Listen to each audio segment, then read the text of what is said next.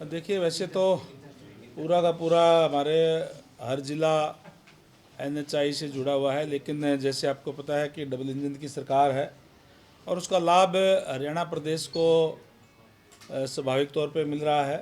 पिछले दिनों माननीय सीएम साहब के साथ कई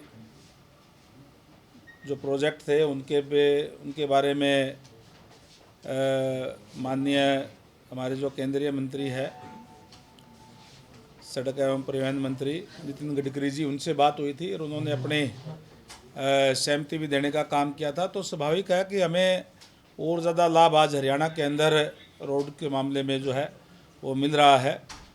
और चाहे वो नई रोड, हमने हिसार के जो एक रिंग रोड बनाने के लिए भी उनसे चर्चा की थी और उन्होंने अपनी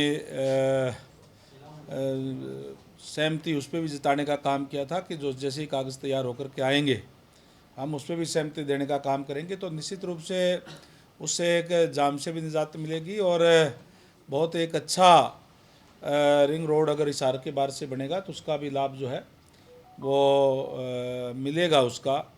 और इसी तरीके से जो और प्रोजेक्ट थे उनके ऊपर भी जो बातचीत हुई है, अधिकारियों को आदेश दे दिए गए हैं, उसके ऊपर कार्य कर रहे हैं और आने वाले समय के अंदर उसका लाभ जो है हरियाणा प्रदेश की जनता को हमें जो है उसका मिलेगा।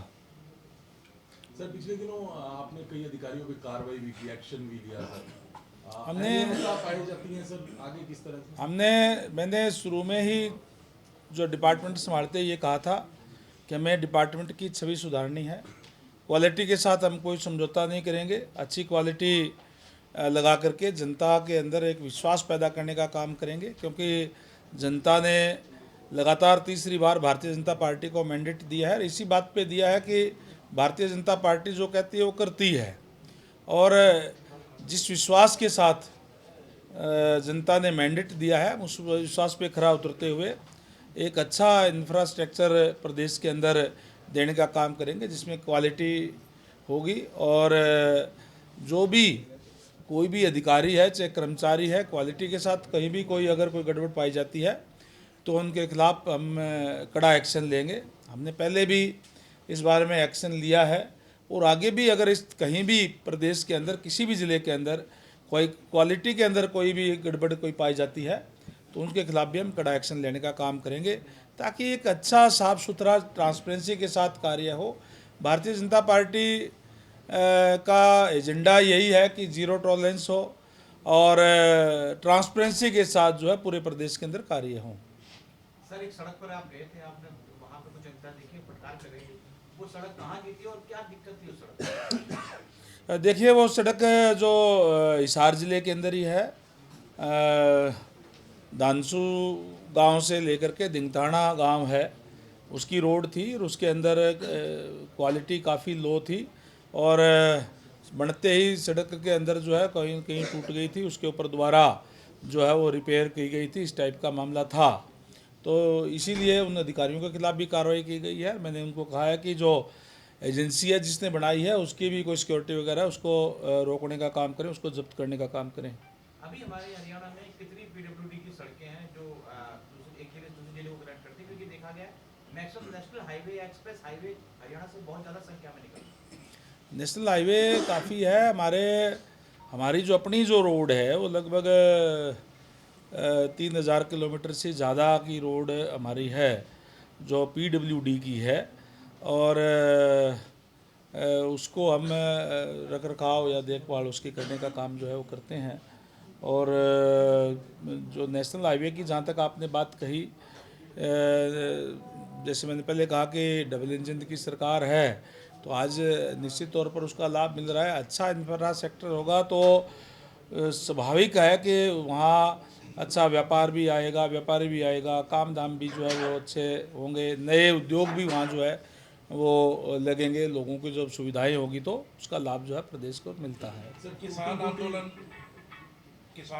जो हो रहा है 6 तारीख से जाने की बात किसानों ने कही है, अब वो एक फॉर्म भरवा रहे हैं, गूगल फॉर्म सब किसानों से, और उसमें ये शपथ पत्र ले रहे हैं कि मरने के लिए तैयार है और जेल में जाने के लिए तैयार है। आप कैसे देखते हैं? देखिए, जहाँ तक हरियाणा सरकार की बात है, हरियाणा सरकार ने किसानों के लिए पहले भी हमारी सरकार जो है उनका दाना दाना खरीद करने का काम कर रही है। 24 फसलें हम यहाँ खरीद करने का काम कर रहे हैं। और माननीय सीएम साहब ने जो किसानों की मांग थी उसको मानते हुए एक कमेटी का भी गठन कर दिया गया है, जिसमें जस्टिस जो रिटायर्ड जस्टिस है नायब सिंह जी, उनकी अध्यक्षता के अंदर जो कमेटी का जो है गठन किया गया है और उन्होंने उनकी मांग को मान लिया गया है। तो हरियाणा के अंदर मैं समझता हूँ कोई ऐसा कोई इश्यू जो है नहीं। अभी भी अगर मैं बात करूँ हरियाणा प्रदेश की, तो हरियाणा के अंदर हमने जो कमेटी गठित की है इसको भी 22 नवंबर को अपनी रिपोर्ट माननीय न्यायालय के सामने प्रस्तुत कर दी थी, पहले जो थी उसने। और अब तक हमने जो है जो भी फसल खरीद करते हैं वो 72 घंटे के अंदर अंदर हम उसका पैसा किसानों को देने का काम करते हैं। और इस सीज़न में भी अब तक 16,000 करोड़ रुपए सीधे किसानों के खातों में पहले ही डाले जा चुके हैं डीबीटी के माध्यम से। और पिछले 9 सीज़न में 12 लाख किसानों के खातों में 1,26,000 करोड़ रुपए डाले जा चुके हैं। तो इस तरीके की व्यवस्था हमारी जो हरियाणा सरकार ने करने का काम किया ताकि किसानों को किसी प्रकार की दिक्कत परेशानी जो है वो ना आए। किसानों के लिए किसान देश की रीढ़ की हड्डी है और किसान के लिए हर वो काम करने सरकार जो कदम उठा रही है जिससे किसानों को लाभ हो और किसानों की आय बढ़ाने के लिए निरंतर सरकार का जो है प्रयास रहा है। लेकिन ये आंदोलन कर रहे हैं, जो दिल्ली जाने की मांग है, उसको आप किस तरह से देख रहे हैं? देखिए, कानून व्यवस्था बिगाड़ने की इजाज़त किसी को नहीं दी जा सकती। पहले भी जिस तरीके से आंदोलन हुए जिसमें चाहे वो लाल किले पर चढ़ने की बात थी और जो जिस तरीके से लॉ एंड ऑर्डर की स्थिति आई, तो उसकी इजाज़त किसी को भी नहीं दी जा सकती। बाकी आराम से कोई भी जाए आए, कोई दिक्कत नहीं है।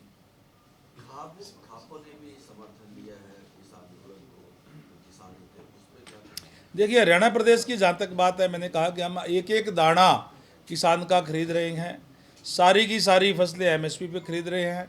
तो मुझे लगता नहीं कि स्टेट का कोई इश्यू जो है किसानों का कोई बचा हुआ है।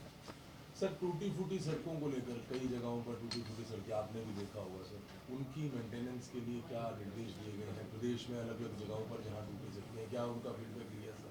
अधिकारियों को निर्देश दिए जा चुके हैं। मैंने सारी की सारी रिपोर्ट मंगा ली है कि जो भी जितनी भी जो रोड है जो रिपेयर के लिए है, जिनकी ज़रूरत है इमीडिएट रिपेयर करने की, और हम प्राथमिकता के आधार पर उनको रिपेयर करने का काम करेंगे ताकि अच्छा जो है रोड प्रदेश के लोगों को जो मिल सके। सर, एक सवाल था, पीछे सरकार ने वादा किया था चुनाव में जाने से पहले कि जितने भी कर्मचारी जो HKRM के थ्रू लगे हैं उनको सरकार जॉब सिक्योरिटी दी। बिल भी आ गया सदन में, लेकिन अभी तक उसकी SOP जारी नहीं हो पाई और अभी भी HKRM की तरफ से ही सैलरी दी जा रही है, डिपार्टमेंट सैलरी नहीं दे रहा है।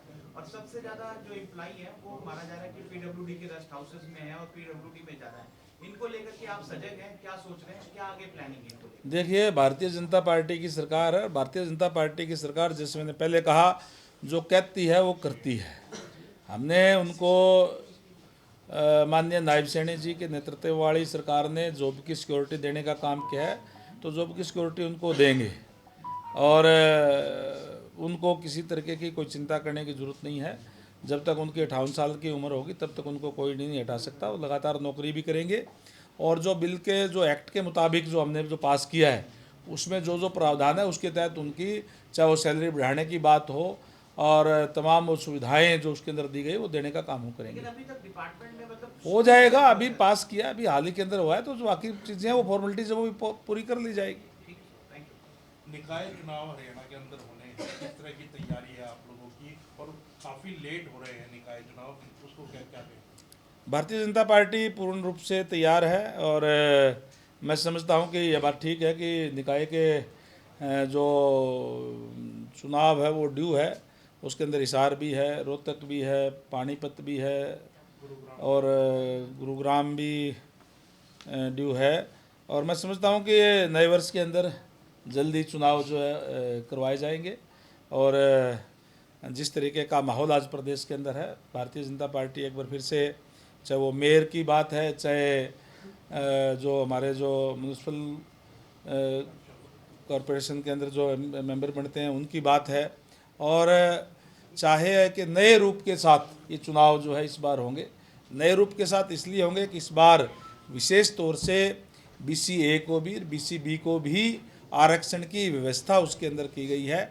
चेयरमैन से लेकर के मेंबर में, चेयरमैन के अंदर भी, मेंबर के अंदर भी, चाहे नगर पालिका है, चाहे नगर परिषद है और चाहे नगर निगम है, उनके अंदर ऐसी व्यवस्था की गई है कि BC-A और BC-B के लोग भी उसके अंदर आरक्षण के तहत उसके अंदर आएंगे। सदस्यता अभियान का भी तो लाभ मिलेगा सर, क्या लगता है जो भी चल रहा है उसका चुनाव में? ये तो हमारा रूटीन का काम है। भारतीय जनता पार्टी विश्व की सबसे बड़ी पार्टी है। सदस्यता अभियान हमारा जोरों पे चला हुआ है और टारगेट हमारे अध्यक्ष जी ने दिया हुआ है कि कम से कम 50,000 मेंबर जो है हर एक हल्के से बढ़ने चाहिए। उस पर हमारे तमाम कार्यकर्ता और नेतागण जो लगे हुए हैं। सर कई जिलों में एलिवेटेड रोड्स का प्रपोजल था सर, इजहार की बात की जाए तो वहाँ क्या उस पर कोई अभी काम शुरू हुआ है या कैसे? देखिए, जहाँ एलिवेटेड जरूर की ज़रूरत होगी तो वो भी देखेंगे, नहीं तो हम जाम से मुक्ति ज़रूर दिलाएंगे। उसकी ऐसी व्यवस्था करने का काम करेंगे ताकि शहर के अंदर जाम ना हो और लोगों को सुविधाएं मिले। उस पर हम काम जो है वो अभी कर रहे हैं। उसके लिए रिंग रोड की प्लानिंग है? उसके है, उसके जगह आपने स्पेशली तौर पे अगर हिसार का जिक्र आपने किया है तो उसके अंदर अभी हमने सूर्यनगर का जो बहुत लंबा ब्रिज है उसको हमने अभी शुरू करने का काम किया है। साउथ बाईपास का ब्रिज हमारा बिल्कुल तैयारी पे है। एक हमारी वो एक रोड है जो तोसाम रोड से लेकर के और जो राजगढ़ रोड है उसको मिलाएगी, वो हम बना देंगे। तो मैं समझता हूँ कि जाम से काफ़ी हद तक उससे मुक्ति मिलेगी। बस यार थैंक यू। अभी 1 बजे जाएंगे मीटिंग में, साहब को